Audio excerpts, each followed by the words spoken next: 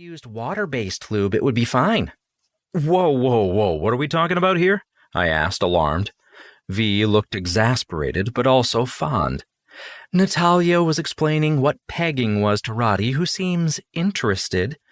From a purely academic perspective, Roddy quickly tacked on. Inez's brow furrowed. What's academic about being penetrated by a dildo? Roddy shrugged. I like to learn new things.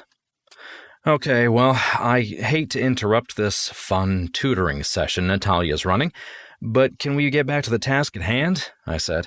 I don't think the frame is going to fit in this corner. Which was weird because it was where I'd put my bed when I'd lived down here. Maybe it was because I'd left the box spring on the floor. Inez was clearly at a different point in her life than I'd been when I'd lived down here. Inez looked around with her arms akimbo. I'm not sure where else to put it. Anywhere else and it'll jut out into the middle of the room. We all looked around as if we'd somehow see the same space differently. The apartment was a studio with a little alcove nestled behind a storage unit Minnie had installed some time ago to make up for the lack of a true closet. It was the most logical place to put the bed because the unit gave the illusion of a semi-private bedroom. Does the storage thing move? Roddy asked. I shook my head. It's screwed into the drywall.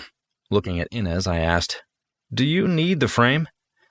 Inez looked at me as if I'd suggested using our blood to draw a pentagram on the floor. What would I sleep on?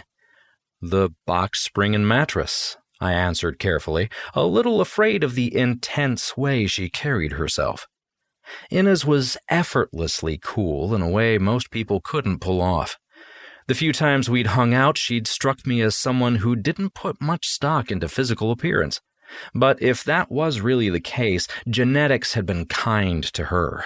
Her light brown skin was flawless, and her brown hair had beautiful honey-colored highlights. The result was an afro that looked like a glinting crown in the right light. She seemed to ponder my suggestion for a moment before replying, Do you have somewhere I can store the frame? Sure, we can keep it in the unfinished section of the basement. The basement apartment Minnie had built took up the majority of the space below the house, but she'd left a portion unfinished that was accessible from the main floor via a second set of stairs. Inez had a door that gave her entry to this space, as well as a second door that led to the outside. She thought for a second longer before smiling. Then I guess that's what we'll have to do.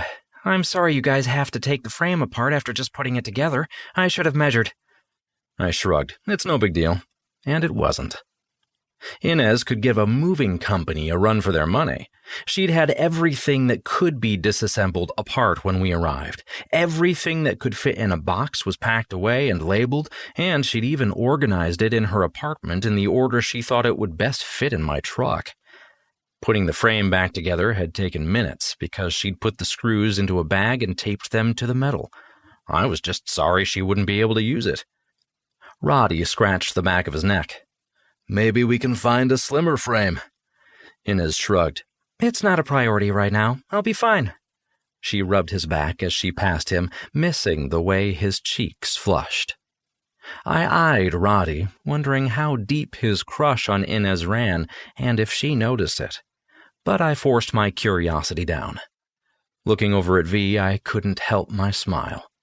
The universe had a way of making things work out how they were meant to. Whatever would be between them would be. Veronica. I'm sore in places I didn't know could be sore, I groaned after face-planting on Owen's bed.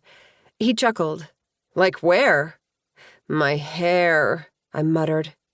He climbed in beside me, and I opened my eyes to see his dazzling smile directed down at me. Your hair.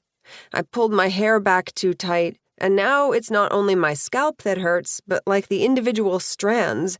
I didn't know that was possible. I'm not sure it is, he said, clearly amused. Maybe you have magic hair. I reached out and flailed a hand in his direction, lightly hitting his chest. Don't pick on me. I didn't withdraw my hand, instead letting it linger on his chest for a minute before it began its own journey along the plains of his...